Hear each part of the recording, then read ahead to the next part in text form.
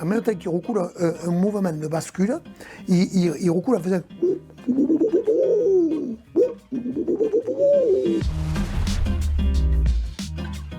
Eh bien, adichats à tous. Je suis bien content de venir vous rendre visite. Et vous ne me connaissez pas tous, peut-être, ça m'étonnerait quand même. Que soy le Jan de Buros. Je suis le Jean de Buros. Buros, c'est le lieu-dit où j'ai vu le jour en 1960, et où depuis je grandis. Et c'est là, effectivement, que je demeure. On m'appelle aussi Louis de Buros, alias Jean Barrère. Bon, ça, le prénom, ça n'a rien d'extraordinaire. Le nom, c'est beaucoup plus important. C'était déjà celui de mon père, de mon grand-père, de mon arrière-grand-père, et combien de générations avant. Donc, pour vous dire que j'y attache énormément d'importance. Alors, j'ai la chance, cette riche chance de rien faire. C'est-à-dire, je fais rien parce que je fais tout. Je fais tout simplement ce que j'ai envie de faire. Ça, je vous demanderai de bien le laisser dans la confidence et le secret. Mon épouse commence à peine à entreapercevoir effectivement qui je suis. Le travail, c'est pas mon métier. Donc je le laisse facilement aux autres et je serai plutôt dans une vie au quotidien de tout ce que nous ont transmis les générations passées et essayer de revivre, mais en même temps le mettant dans l'actualité.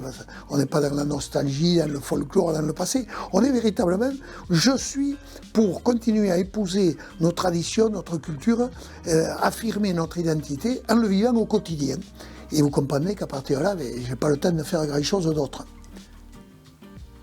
Allez. Et là maintenant, on va dire ce qu'on fait. Alors ceci dit, ça signifie tout simplement que tout au long de l'année, au fil des saisons, au rythme de l'écoulement des mois, des semaines, des jours, des heures, je vais vivre au rythme de la nature. Et alors tout ça m'a amené à construire ce mode de vie. À l'origine, je suis énologue. À Digoubibane, j'étais fier. J'avais un petit laboratoire d'analyse. J'allais faire mes prélèvements, mes contrôles de maturité. J'allais faire après mes analyses, les degrés alcooliques, tout. Et un jour, j'ai réalisé, il m'a fallu 3 campagnes. J'étais dans les vignes qui bordent le Gers et les Landes, en train de faire des prélèvements. Dans mon réfractomètre, j'avais mis un peu de sucre pour aller analyser, regarder la richesse alcoolique à travers la quantité de sucre de mon prélèvement. Et grandi au Biban, en même temps que je regarde dans le réfractomètre, je te vois passer une bruille de palombes. Mais une bruille, pas un petit boulet de 20 ou 30 palombes. J'avais peut-être 500 palombes. Une débute, je te vois tout ça qui te m'arrive dessus. Et là, j'ai trouvé que j'avais fait une erreur d'orientation, une erreur de parcours. Jamais j'aurais dû prendre une activité, même si c'est une des plus belles, l'énologie et la science du vin et de la vigne, en pleine période de migration des palombes.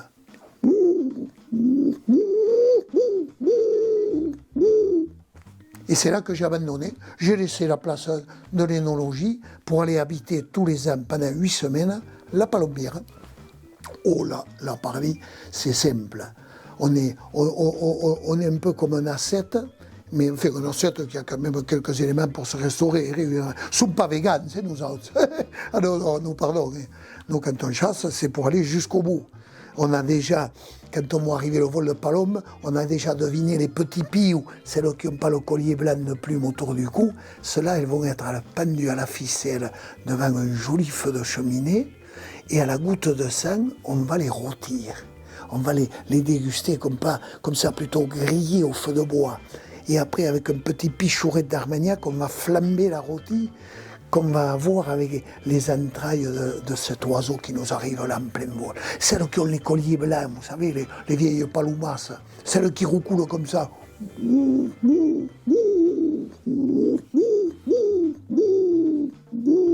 Ah oui, pensez toujours à la faire. Sinon, elle devine que c'est un paloumaire, et là, elle sent le piège. Non. Et ceux-là, ces vieilles paloumas, là, ils ont des fois 10, 12, 15 années de migration dans les ailes. Et bien, ceux-là, on les prépare en salmi. Un joli petit salmi, là, une belle petite sauce, avec tous les assaisonnements qui vont bien, les accompagnements, et on la flamme aussi à la manière. Nous, on flamme tout chez nous. Que ce soit les entrées, que ce soit les salmis, les rôtis, les tourtières au dessert, on flamme tout, on est prudent. Parce que nous, on n'est pas prêt de choper ces cochonneries qui arrivent de je ne sais pas où. On risque rien, nous. on se soigne à l'Armagnac. On flamme. Le matin, midi, le soir, à dose homéopathique, une petite cuillère à café, une cuillère, comme disaient les anciens, d'Armagnac. Et alors, c'est pas comme les pompounes, les médicaments dans les pharmacies, ils vous l'écrivent tout sur le papier, là. Attention, et si vous en oubliez, ne doublez pas la mise le lendemain. Eh bien, avec l'Armagnac, on peut le faire. Si vous oubliez d'en prendre un soir, vous pouvez en prendre 2 le lendemain matin. On rattrape. Eh bien, c'est vol de palombe là, qui vous arrive. Mais c'est du bonheur. C'est un partage avec la nature. On se fond dans la nature. On devient soi-même palombe. Il ne nous pousse pas des plumes, mais on est envahi dans la gorge par ce qu'on appelle le roucoulement. On roucoule, on ne parle plus, on ne chante plus, on ne siffle plus, on roucoule. On roucoule pendant 8 semaines.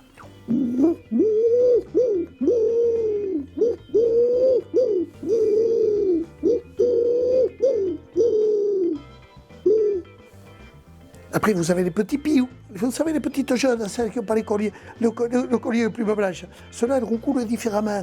C'est plutôt des petits coups de... Ça, c'est les petites jeunes. Et puis, vous avez les mâles. Ah, le mâle ne roucoule pas comme la femelle. Hein. Le mâle, c'est amusant d'ailleurs, parce qu'il a, en même temps qu'il roucoule un mouvement de bascule, il roucoule en faisant...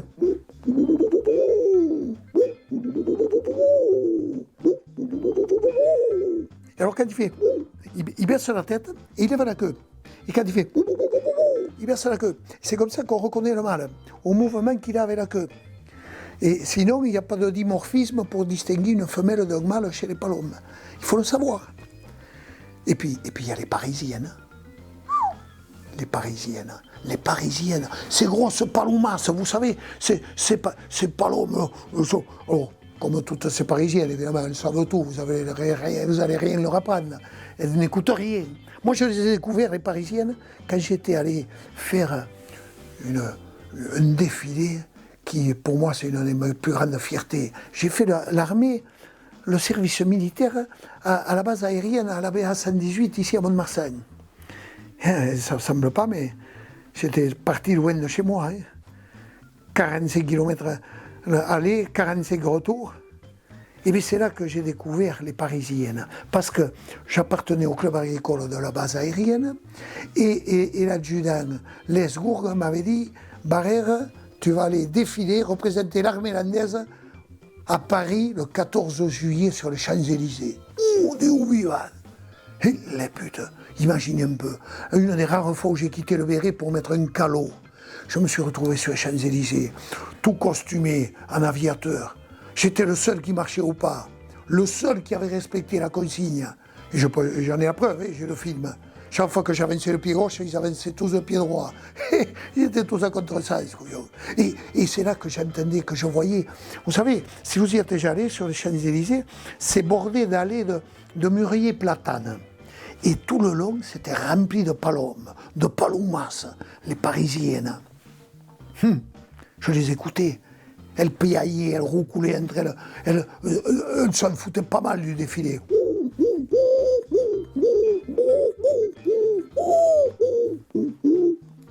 Et tout d'un coup, elles se sont tues. Mais alors là, un silence général. Et enfin, on pouvait entendre la musique qui nous permettait de... Et c'est à ce moment-là que j'ai compris comment il fallait roucouler les parisiennes. Il faut les roucouler comme ça.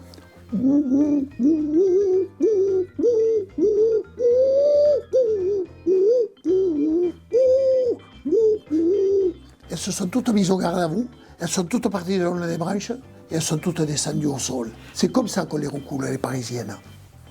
Je vais en rester là parce que je pourrais vous en raconter et les meilleurs. Mais c'est ça qui nous habite, qui nous anime. C'est ça notre vie, nous les Landais, et partout dans tout le monde.